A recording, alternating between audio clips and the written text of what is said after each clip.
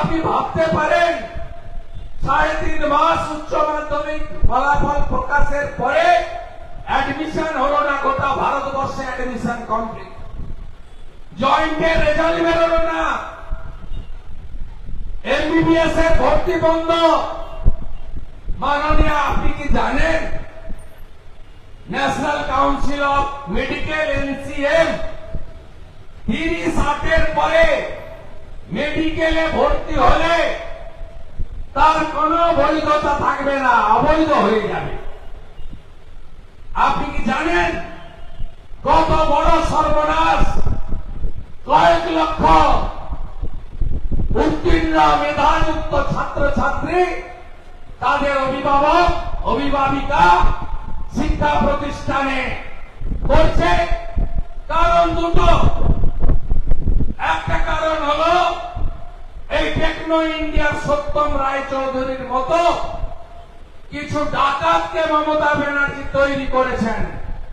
Private college, private university, ব্যাংকের ছাতার মতো চারিদিকে সব প্রাইভেট প্রাইভেট প্রাইভেট।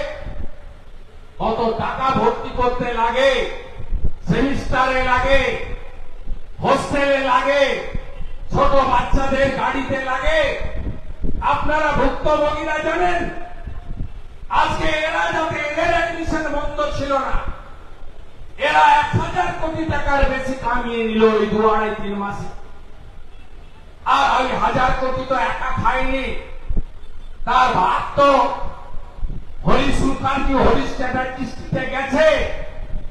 সেই জন্য দেখছেন না সবচেয়ে বেশি চিৎকার, সবচেয়ে বেশি লোকসভার ভিতরে কাগজ ছেড়ার কাজ করছে। এরা 30 দিন জেলে থাকলেই মন্ত্রিত্ব যাবে, মুখ্যমন্ত্রী হোক আর যেই হোক।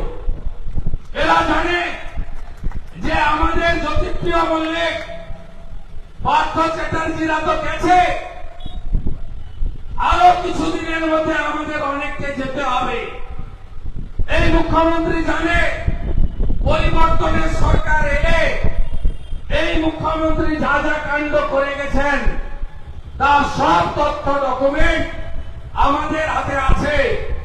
আমরা ওনার মতো বদলা নয় বদল চাই বলছি না, আমরা মানুষের মনোভাবকে সম্মান দিয়ে বলছি বদলও হবে, বদলাও হবে, এবং সেই বদলাটা আইনের মধ্যে হবে। হাতে কেউ বদলা নেবে না। এবং সেটা যদি হয়, এই সব অংশ এই মুখ্যমন্ত্রী জেলে থাকবেন অনেক দিন। সঙ্গে ভাইপো তো আগেই যাবে, বড় বড় কথা। হেমন্ত বিশ্ব শর্মা, শুভেন্দু অধিকারী, আরে ভাই আমার ঠিক ছুটে পারবি না, যা না কোর্ট খোলা আছে। ওই বিয়াদব ডায়মন্ড হারবারে চুরি করেছে, তা ওর দুটো প্রপার্টি ইডি অ্যাটাচ করেছে, 8,15,00,000 টাকা। 25 বার ইডি ডেকেছে, 5 বার গেছে, 20 বার এদিক ওদিক করে বলে কাটিয়েছে।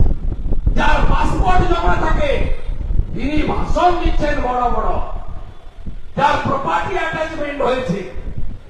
আমরা তো আশ্চর্য হয়ে যাই, কি করে এইসব লোক বাইরে থাকে